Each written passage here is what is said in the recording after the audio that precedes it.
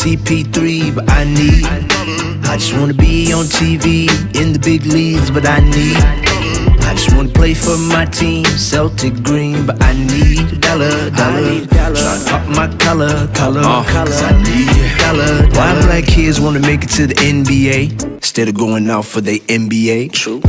Maybe it's the DNA that got everybody trying to be MJ. Now everybody trying to walk this way. Now everybody trying to play this game, but not. Ladies and gentlemen, welcome back to Center Court. I am Talar. I am joined today by my awesome friend, Vahan. Vahan, say hi to the beautiful people. Hello, everyone. Hello. I'm so happy to be here. Vahan is my buddy from California. He is my Laker fan friend, believe it or not, those exist. And we were fortunate enough last year to go to Summer League together, which was a heck of an experience. Met Doris Burke, which was... That was awesome. She's the coolest. And Derek is not here with us today, but Vahan is going to help me break down playoffs, and actually he's going to help me break down draft lottery. We're gonna do the show earlier, but I decided that we should definitely wait till they do the lottery because that's a big thing that we can't skip out on. So we're gonna get right into it. First things first, we're gonna talk about the Celtics because of course they are up against Philly. They lost Gordon Hayward. Jason Tatum looks amazing, which thank God. What are your thoughts on this series? What are your thoughts about the Celtics without Hayward going forward? Well, like I've always told you, I don't have anything to worry about with the Celtics when they lose a guy because you guys have that next man up mentality. And I think that comes from coaching. Brad Stevens is a good coach. And it's Marcus Smart time, He's going to go out there and start bullying people. But I'm never worried about him because I think defensively they're very underrated. And that part of the floor, that's what helps generate their offense. And you guys still have Jason Tatum and Jaylen Brown, you guys, two young stars. And in the midst of all that, you forget about Kemba Walker, who's a star player too. And then you're like, oh, wow, now they have three stars. I think a lot of people just kind of underestimate. I feel like they underestimate Tatum and Brown because of how young they are. But these guys have stepped it up. They play like veterans almost. Like if you just look at the way they are defensively and the way they are offensively, it's just amazing, They look like they've been out there for years. Yeah, it's crazy. Especially I remember Tatum's rookie season. Like you look at him when he took LeBron to Game 7, and it's like, are you sure this kid's a rookie? Like it's crazy. Yeah, it's unbelievable. I feel like he's been in the league for like 7-8 years already. It's pretty nuts. So the Celtics definitely nailed that pick. On the other end of that, so the Celtics thankfully are playing well. On the other end of that, you have the Sixers, who they did lose Ben Simmons, but I've been reading a lot of stuff about the Sixers and how their contracts are all tied up, and it's just like financially they're a mess. What's their path going forward for this team? Al Horford doesn't fit. He's not a good fit. Tobias Harris is overpaid for what he is. What do you do? There's no shooting. There's nothing. I feel like there's no depth on their team. If they're trying to get better, they need depth. I think they're gonna have to move Horford somehow and get some depth in his place.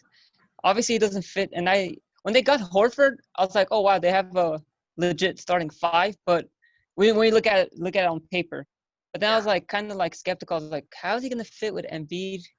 Is he going to be able to play power forward? Is he going to be able to come off the bench maybe? But just looking at him, I'm like, no, it's not a good fit. And I think they have to move a couple of pieces there, try to move a couple of pieces, because I don't know if anyone would want those big contracts. Mm-hmm. I think they put so much money into their front court. There's a lot of money going to the front court that they really have like no place to move, really. You kind of have to hope someone would take Horford. If not, they're going to have to hope to sign veteran minimum players. There's like not much they could do, or hope they could draft well. Yeah, the draft is a big thing. I don't see Horford finishing his contract in Philadelphia, but I don't know if there's anyone who's going to take that contract. I mean, the NBA is full of GMs who do very weird things sometimes and not the smartest, but I don't know if at some point they would have to buy him out because no one would actually take him. I would think that would happen mid-season, though. if they were to buy him out. They'll probably try to trade him all season long, find nothing, and then eventually find a buyout for him. But as far as Philadelphia goes as a team, I'm kind of disappointed in them. You know, like, yeah, Simmons went down, but they look like their hearts have been ripped out completely. You know, Embiid, he shows up for like the first quarter and then he just melts down. Everyone else is just like showing up like the first few quarters too and then melting down. I don't know what's going on with them. I feel like they're giving up on themselves. It's funny because it's a lot of what we saw in Boston last year, which was on paper you had this amazing team of Kyrie and Horford and Hayward and the Jays, and chemistry-wise and everything on the court, it didn't work. It didn't fit. And they had super high expectations. And in Philadelphia, that's kind of what's happened this year. Right? Ben Simmons, Embiid, Josh Richardson, who's solid, Tobias Harris, Al Horford. That should get you a lot of wins. You should be like third seed in the East at least.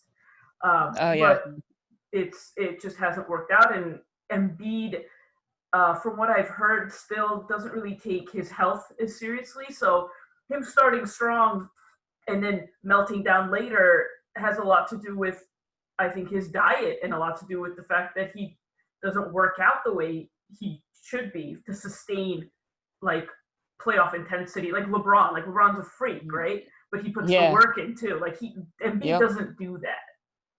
Yeah, you're right. Yeah, he doesn't. And I feel like him as a leader too, that shows a lot of his leadership too right there. You know, him as a leader, he needs to set an example for his team, you know. And if he's not going to do that, then his team is going to give up on him too. That's how I feel. Yeah. They looked demoralized last game. And which, I mean, not only did they lose, but they lost. The Celtics don't have one of their star players. And, you know, Jason Tatum is running around. Even they put Tybal on him, which Tybal is a good defender, but Tybal is not Marcus Smart. Let's not get it, like, mixed up. Yeah. He's good, but he's still a rookie. He still has work to young. do. Yeah, he's going to be very good, but, I mean, it's very different. And Tatum's out there putting up new playoff career highs. You forget about Jaylen Brown every game. You're so focused on him. Jaylen Brown, you forget about, who's, like, becoming that sneaky superstar. I'm telling you, people fall asleep on him. That's why. It's crazy. I think that's the reason why people underestimate the Celtics. I'm like, no, don't fall asleep on Jaylen Brown, who he is a sneaky star, kind of, in my opinion, because people look at him like, oh, he's not putting up amazing numbers. But what he's doing on the court is actually, he kind of is at the end of the day, but you don't see it. He does it quietly. You know, like he just flies under the radar. He kind of reminds me of like a Greg Popovich type of player. Yes, I agree with that. Very Spurs-esque. And yeah, I mean, game one, him and Tatum combined for 61 points. Like, the man had a good game. Yeah. You know, it's crazy. So he got that big extension. Yeah, he deserved it. I think he deserved it. Oh, absolutely. He played this year to show everybody why he deserved it too. Yep. Like he really. I know there are a lot of skeptical people, but no, he deserves it. Just to get off topic of it, I've said it since the beginning that not having home court is going to be a bigger factor than people think it's going to be. So I actually saw a tweet about that, and I agree 100%. Yes, look around the league, and where are the hardest places to play? Oklahoma City, Boston's a hard place to play. Denver's a hard place to play. Milwaukee, Philadelphia's a hard. Philadelphia had a good home. Yeah, they had a good home record. Great home record. They were terrible away from home. Yeah. Right. And then. I can't really think about it off the top of my head, but those are the main ones. The Raptors also great. The Raptors, yeah. And in some of these games, you're seeing that it's just pure basketball, and let's be real, a lot of playoff series and games are won because of the crowd and because of the atmosphere. Exactly, the momentum that they get from the crowd, the atmosphere is a big thing. You know, like even the crowd puts pressure on the referees and stuff, so you can see the game is. Yeah, the refereeing is different too now. I feel like they are doing a good job for the most part. You know, they're not getting pressured by the crowd, so there's no sound to kind of disrupt them too. You know, the referee sucks chance and all that stuff is gone. You know, I don't have to hear beat LA anymore. I can call you and I can say it into the phone if you need me to. No. I'm good. Good. Okay. I mean, Portland is a good home team too, so Oh yeah, I'm that's glad right. the Lakers don't have to. I'm glad the Lakers don't have to play there. Their crowd is pretty loud. Their crowd is. They have a great crowd over there. But no, the crowd does. Like, it's almost as if you're like, in the beginning, you're like, oh, it's all right as long as you're playing. There's no crowd, whatever, you know. But when you see a game with no crowd, then you're like, man, I miss the fans. You know, the fans really did make a difference. You know, especially with young guys. Young guys are the ones who gain that momentum. They take that momentum in, and it just gives them that boost, that extra boost that they need on the court.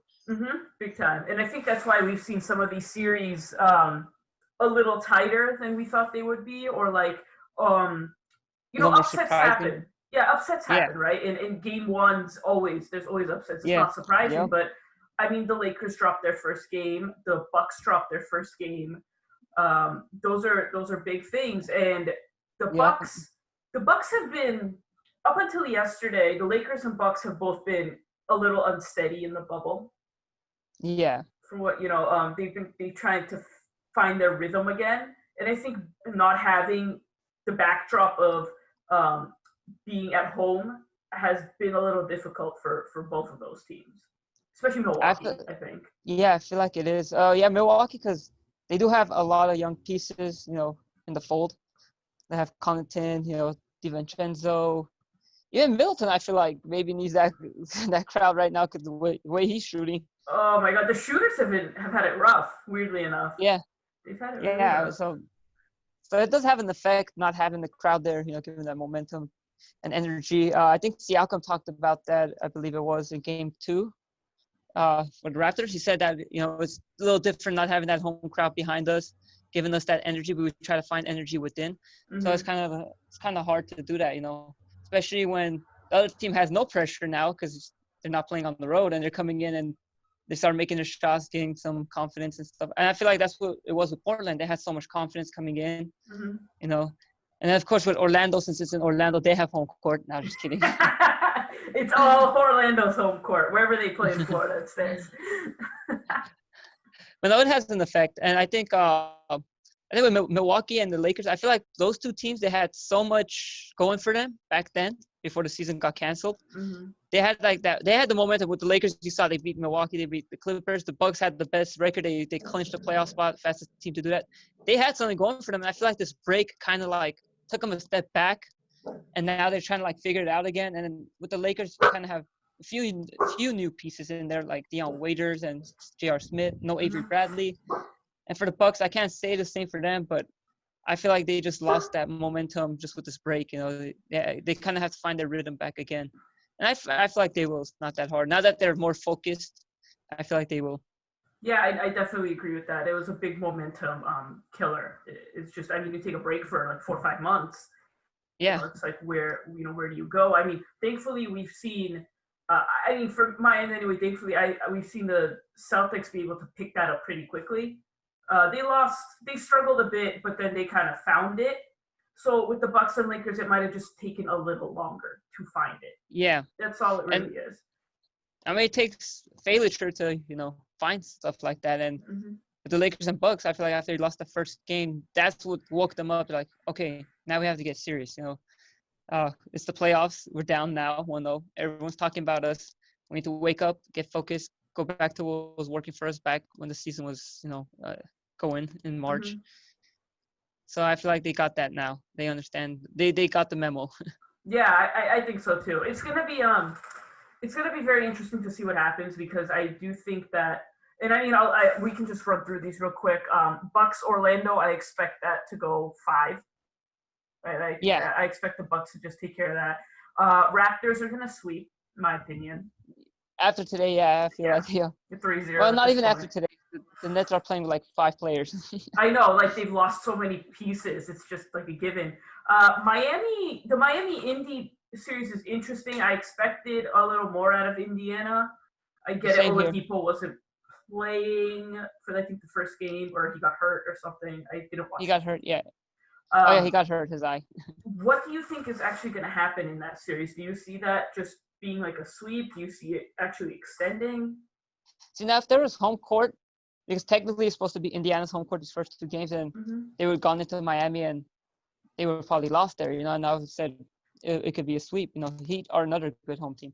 But since there's no home court, I feel like Indiana may take one of these games, the next 2 games, and it could go to 5. But I feel like Miami really has their number, especially since Jimmy Butler is motivated to play against these guys. Mm-hmm. He wants to beat him. Like, he wants to show Warren. He's not even talking on the floor. I haven't seen much talking from him on the floor.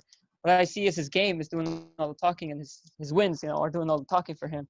So I think Jimmy Butler really wants it. I don't think he's going to give Indiana the chance to even, extend this series any longer. So I can see it going to 5 games at most. I am kind of disappointed with Indiana, but you can't blame him. I feel like Sabonis is a huge loss for them. Yeah, in the season they were rolling, but in the restart, I should say, they were rolling. But after those 8 games, now it's time to get serious. Things change in the playoffs. The intensity changes. That's where you need a guy like Sabonis who's physically tough and could grab rebounds, could put up 20 points. He's just a tough guy. He's like his dad. Yeah, exactly. He's so important to them, and Nate McMillan hasn't really made changes, which is troubling because you need to be able to adjust. Yeah, he hasn't made any adjustments. Yeah, so that'll be a big one. I feel like after Warren's outburst, he's just like rolling the dice on that. He might have a good game and lead us to wins, but it's not happening because Jimmy Butler is locked in and focused on shutting him down. Yeah, and Jimmy intensity is different. Jimmy's tough to play against, so Nate McMillan's not really doing anybody any favors by just being like, let's see what we can do. Yeah, no, it's not gonna. Work. I do want to switch to Western Conference. Yes. Lakers even 1-1 right now at this moment as we have this conversation. First game, lackluster, lack of energy, disinterested. It just did not look like they were prepared for the Blazers. Second game, second game better out of Anthony Davis, I'll say. Yeah. Anthony Davis played great. KCP hit his first 2 threes that he attempted, which was great on him. And they cracked it open. It wasn't like this crazy game by LeBron, but they cracked it open. I do think the loss of Avery Bradley is still very significant. And you would know about that because you're a Celtics fan. Exactly. And Avery Bradley is actually one of my favorite players in the league since Danny drafted him. Because when Danny drafted him, I sat there. I remember watching the draft, and I was like, this kid is going to be really good. You guys all listen to me. And he ended up being very good. In Boston, he was fantastic. He's like Marcus Smart light. He is. No one's like Marcus, but he's like the lighter version of Marcus.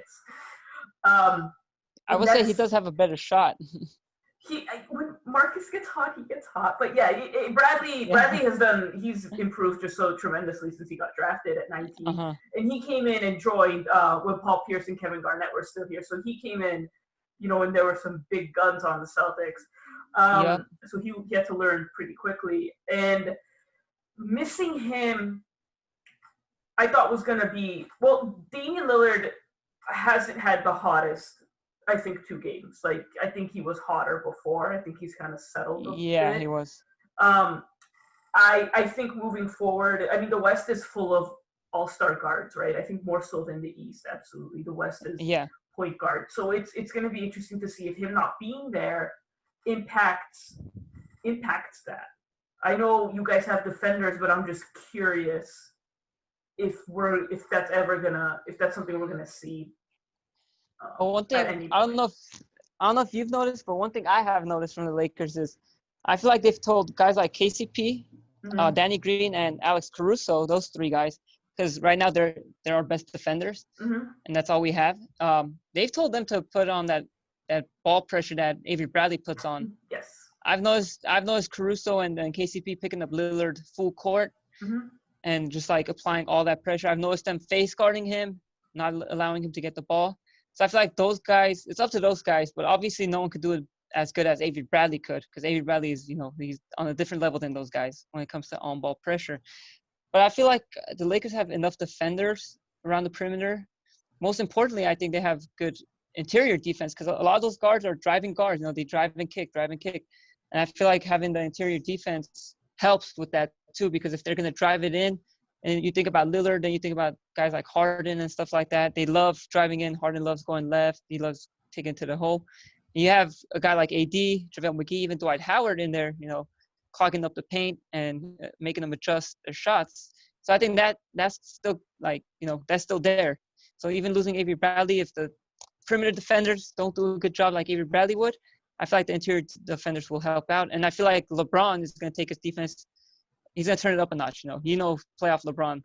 So I feel like that will help out a bit too, just to cover up that void that Avery Bradley leaves behind. Yeah, I think I agree with that. I mean, it'll just be a team effort. That's all it's really going to take. Exactly. Everybody being on the same page defensively. So do you think the Lakers will just sweep the rest of the way? You think they'll just go 5, or do you expect the Blazers to kind of win another one? I feel like 5 sounds reasonable enough, but I feel like maybe 1. There might be a game where Lillard goes off crazy, like we saw him putting up 50 points. It could happen, you can't say it can't, because Lillard he's on a different level right now. Crazy. And he does have a dislocated fingertips on his left hand, so I feel like he could have 1 good game, maybe extend it to 6.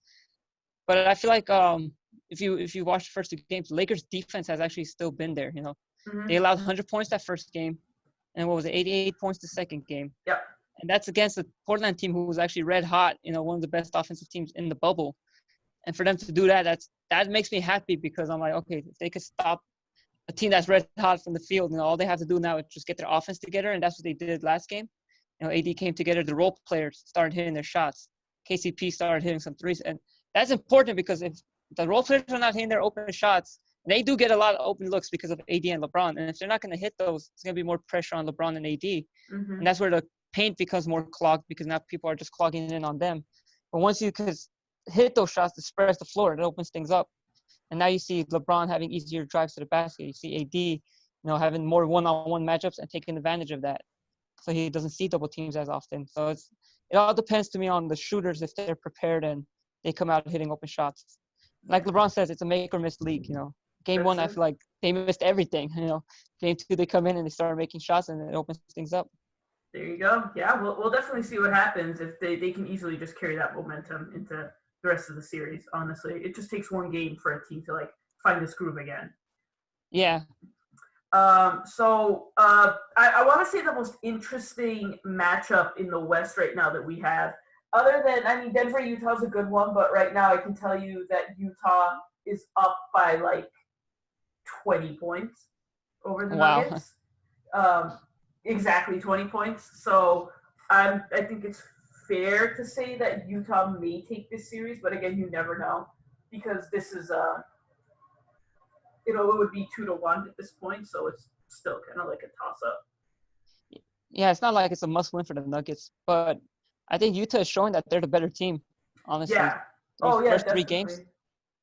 That first game, they could have very easily taken that first game and went to overtime. Mm-hmm. So I feel like Utah is the better team, and they have I feel like they have that experience, Donovan Mitchell looking like Tatum, out there right now. Crazy. He's putting on the tear, and he's looking like a veteran player. And then Joe Ingles, to me, he really steps his game up there in the playoffs and shows that veteran leadership, which is good, because that team, could use that too. And I just feel like the absence of Will Barton and Gary Harris is hurting them a lot, the Denver Nuggets. I agree with that. Now, if they win this series, they play the Lakers, correct? Utah is 3-6. They play the Clippers or Dallas. That's right. Okay. Yes, I figured. Okay, that makes sense. Speaking of the Clippers and Dallas is not your normal 7th seed. Dallas is wow. Yeah. The Clippers, I haven't been able to really catch those games, but from what I've heard, the Clippers look kind of underwhelming. They don't look great. Uh-huh. Can Dallas win that series? There's a good chance, very good chance, because I think Dallas has the size. They really have the size to bother Leonard, Paul George. And you said you haven't watched the games really.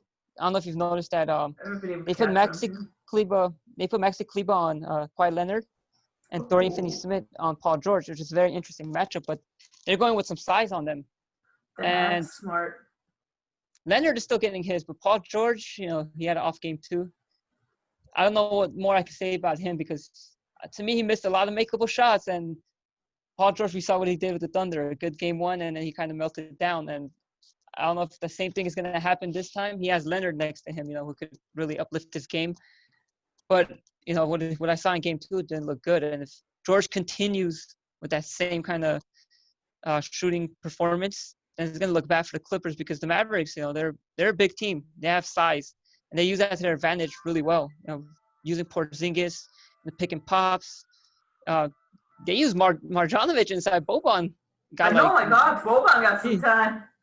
He had 10 minutes, and he had, 12 and 9 in 10 minutes?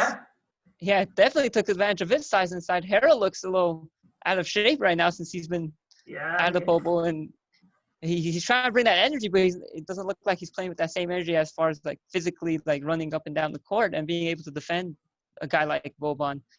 So, I don't know, the Clippers, I think Harold being out the bubble kind of hurt them. Patrick Beverley not being there is hurting them. Oh, big time. Him not being there is hurting them. Yeah, he's like their, Avery Bradley. So, that's going to do some damage on their defense. And then Paul George not playing like the second star that he should be is definitely going to hurt them if he continues with that kind of performance. And I saw him with the ice pack on his shoulder. But, you can't use any excuses. This is the playoffs. You got to play through. Damian Lillard's about to play with a dislocated finger, so there's no excuses in the playoffs. You just have to go out there and play. Playoff P has been very disappointing in the playoffs, I will say. I mean, he might be turning into a regular season guy. I mean, that just might be what he is. Harden has gotten that reputation too, right? Where he is a great regular season guy, but he can't close the deal when he needs to in the playoffs. And he chokes, so they might be the same type of player, right? I do think that, I think it was before the shutdown, the Clippers, now correct me if I'm wrong, but they were playing better. I think they had found some type of rhythm.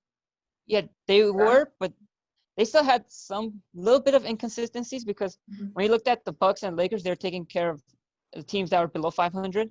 But Clippers were, struggling against those kind of teams. But they were beating the teams that they were supposed to. So that kind of you could forgive them if they lose here and there to below 500 teams. But the thing I'd say about Paul George, now you said he's becoming that regular season guy now and not performing in the playoffs. Do you think maybe it could be because back in Indiana, he was the man, he was the star? Yeah. Maybe he's deferring to the superstars now that he's playing with, Maybe he's deferring to Russell Westbrook and Kawhi Leonard, saying that, I don't have to do much, or I don't know, maybe as him being the only star on the team, being the best player, kind of motivate him to just keep playing really well, but being the second star kind of affects him. I agree with that, actually. I think that it does have something to do on his psyche of being paired with another star. Victor Oladipo, you see, he's the guy in Indy, and he has developed into a star. So Paul George's whole thing, might be that, where he's like, you know what, Kawhi's the guy. I'm just your sidekick. But that's a terrible mindset to have. CJ McCollum could have that mindset, but he doesn't, and he is a great partner for Lillard. So Paul George needs to realize, I need to play like I used to in Indiana. I need to be the guy again. Because he can. I mean, post-leg injury and everything, he absolutely can. He can. So we'll see. I think the Clippers making it out of this series really hinges on Paul George. He needs to make shots. That's exactly what it comes down to me, Paul George, because Beverly's not going to be there defensively. They're going to have to count on Paul George to be there defensively and offensively even more. So, it just depends on him. I'm kind of surprised because in the season, which doesn't really matter, but the Clippers beat them 3-0, and they seem to not have any problems with this team. But I guess now the playoff time. Rick Carlisle is a good coach. Don't underestimate Rick Carlisle. Yeah, he's a very good coach. Former Celtics, thank you very much. Yes, I feel like he's out coaching Doc Rivers so far. Which, you know what? I want to say it's surprising, but it's not, because Rick Carlisle, like you said, he's a very good coach. Doc Rivers is a very good coach too, but they both have one ring. It's not like, Doc Rivers versus Pop. It's not like Rick Carlisle versus Pop. They're pretty even. Yeah. And one happens to have Luka I mean, Yeah. who plays out of his mind. Like, that's the real advantage here is Dallas's superstar is producing and the Yep. Clippers are not.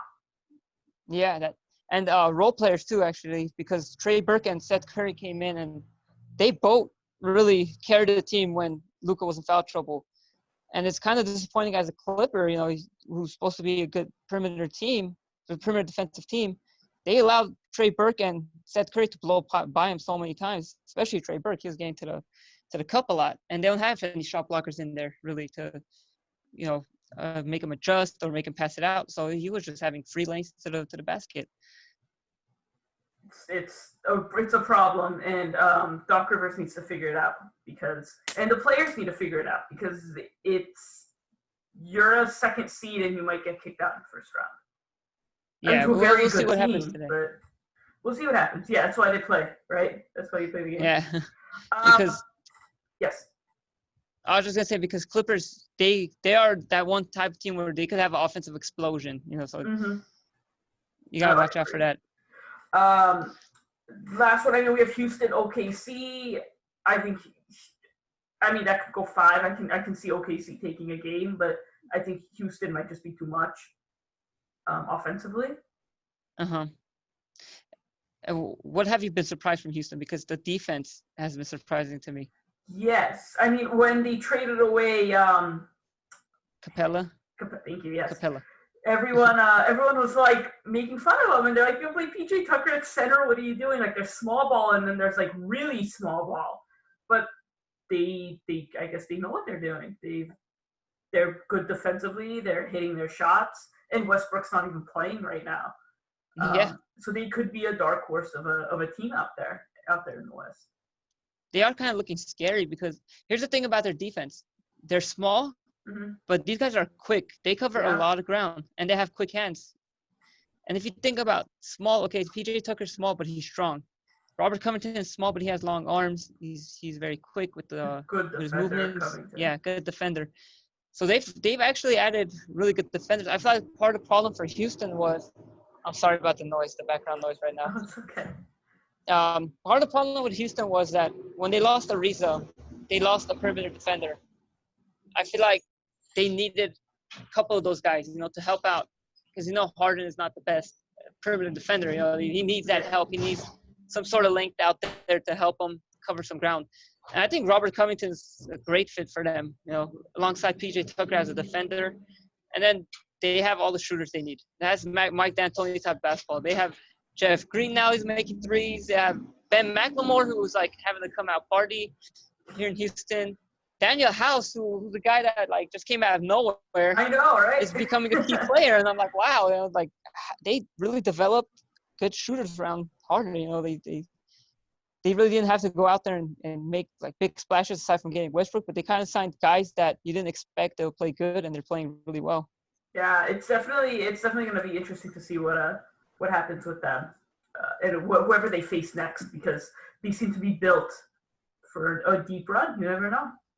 Yeah. They might be able to.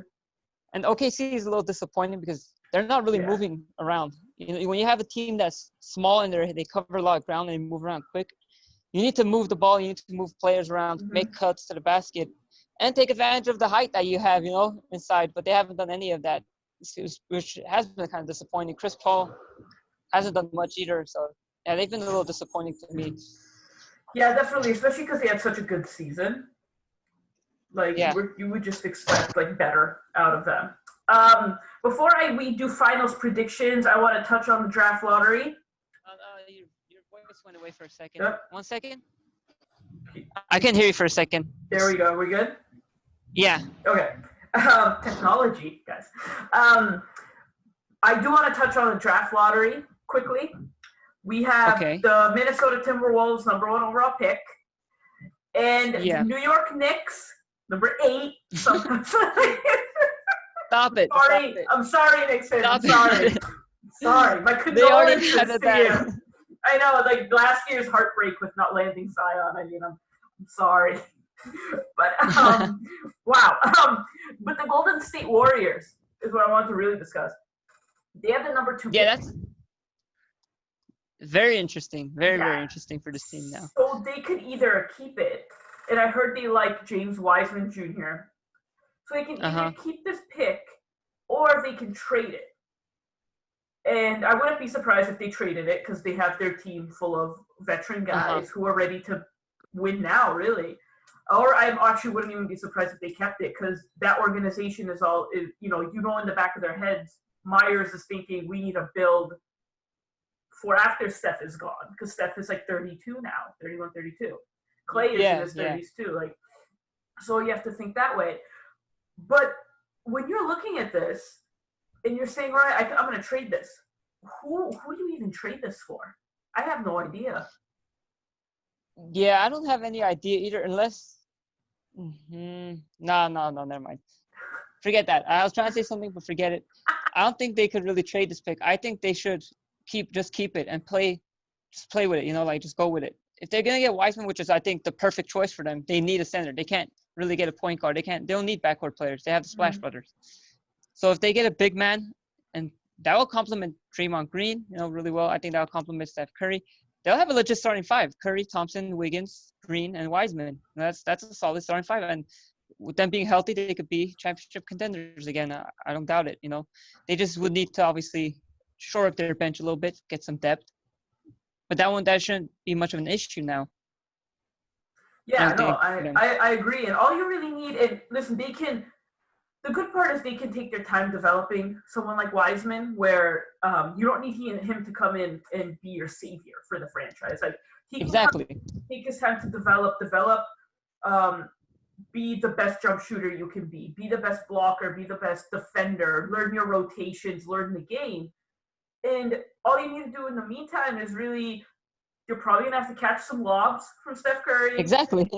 Defend the paint, block some shots, like just simple stuff. Which is probably actually the best route for the Warriors. I mean, the Warriors don't have boatloads of money. I mean, they have money tied up in their main guys, which is how it should be. So they can turn their attention to signing, like you said, like these veteran minimum players who can contribute to a championship team. And it would spell next year, that's a big thing out west now. Now you have all these good teams, but the Warriors are back, and they're going to be good. Even if they keep the pick or trade the pick, they're still going to be good next year. And think about it. They during this whole injury-ridden season, they developed some guys. Eric Paschall is going to be a good bench player for them. Damian Lee is looking good. So they have some young players on that roster, and then they could go out there, use the MLE on a veteran player maybe to complement that bench and add a couple more pieces. And I think they'll be good. And like you said, with Wiseman, a big man he doesn't need to do too much on the Warriors. Just run the floor, play some defense, and you get open, easy shots. And if you think about the centers that the Warriors have had in the past, Bogut, McGee, all these guys came in. They didn't have to do much. And they played really well because it was such an easy role for them to flourish in. Steve Kerr is a good coach. Their offensive system is good. So I think it's very, very easy to fit in with the Warriors as a big man. Yeah, definitely. And I mean, it's when you look at it, it's the Celtics are kind of doing the same thing with Robert Williams, right? Like the Celtics don't have a real true center. Daniel Tice is very skilled, but they drafted Rob Williams. Rob Williams is good, but all he really needs to do is defend, block shots, and make, catch some lobs and be able to make a few jump shots here and there. That's all you need to do. You're surrounded by all these superstars, by all these star players, and the Warriors are the same method. And when Dwight Howard was in Orlando, when he was like prime Dwight Howard, it was the same thing, right? We're gonna put you in the middle. We're gonna surround you with all these shooters. Exactly. And you just do your thing. Keep it simple down there, basically. Yep. It's definitely something that can work. I think the Warriors, and Wiseman, a top pick like that, like he'll figure it out. He'll have all this veteran leadership to fall back on and everything. Like they can be, from the start of the season to the end of the season, you would see him, just like any rookie, hopefully become a completely different player. Oh yeah, absolutely. Yeah. I mean, a lot of that comes from a good offensive system too. The Celtics have a good offensive system in place. So do the Warriors. Yes, when you have and like the Spurs too, like they grab any player Like, wow, suddenly this guy's playing well, out of nowhere. It might be a guy like Derek White, who was kind of like unknown. He started playing well, so then you get a guy like Wiseman, who's a top draft pick. He's going to flourish very easily. Yeah, definitely. It's gonna be very interesting to see. The Bulls have the 4th pick, and who has the 3rd pick? Do you remember? 3rd pick is Charlotte. Charlotte has the 3rd pick, yeah. And that rounds out your top 4. And Celtics have the 14th pick. Thank you, Memphis. We have a lottery pick this year, and if you remember, Giannis was picked in that spot around there, so you never know what you can get. Yeah. Celtics draft well too, so. They do. They draft well. I wouldn't be surprised if they tried to trade some of those picks. We have 3 first-round picks this year, the Celtics, and they do need a little bit of bench help. So maybe you trade up, but yeah, you probably keep them, honestly. The Celtics the first-round draft picks for Celtics continue. They just keep taking all these picks from all these teams somehow. Danny Ainge keeps fooling them every year. It's pretty crazy. All right, Vahan, before I let you go, my friend, I need a finals prediction and an NBA champion. Okay. Here's one thing I can say for sure. I'm going to say the conference finals, Clippers, Lakers, Bucks, Celtics. Clippers, Lakers from the West, Bucks, Celtics from the East. That's what I see happening. Then from there, it's kind of a toss-up to me, but I'm still going to go – I'm going to kind of be biased and obviously go with the Lakers from the West. Bucks from the East, probably. I'm sorry, but no, it's fine. No, I mean, it's the Bucks, man. Like, they're good. I don't know. I could see this really being our year, though, Lakers' year. I can really see it happen. I know LeBron James. He knows that his clock is ticking. He needs to win now. That's how I see it too. Yeah, I see it like that too. I mean, I think this is it. Honestly, and I know people have said that before, but I think next year, with the Warriors back, with Luka so much better, with the Blazers they're gonna be better. I think next year's way too hard. It could be possible. I mean, Anthony Davis is very good and he's young, but I just think it's difficult with all these other teams that are like. This has to be LeBron's year. It has to, yeah. Who do you see? Who do you see coming out? I see the same conference finalists: Celtics, Bucks, Lakers, Clippers. Although the Clippers, I'm shaky on that because I could swap in anyone else because I'm not too confident in them right now. Okay. But I'm gonna go with them for now, just purely based on the fact that their talent level is just too much to ignore. I'm gonna go. Are they getting Patrick Beverley back? Not today. He's doubtful for today. I'm not sure if he's going to be able to play rest of the way for this series. Okay. So I'm not sure. I'm going to go because I think if the Clippers survive till the Western Conference Finals, they would have found a very good rhythm at that point. So I'm going to go Clippers Celtics. Okay. And which would be a lot of fun, by the way, because if you've seen the regular season games, those were bananas. Them. And they were good.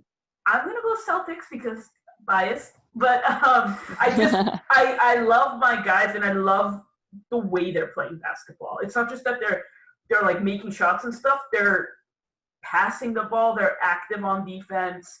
Gordon Hayward would be back by that point, so you have another weapon.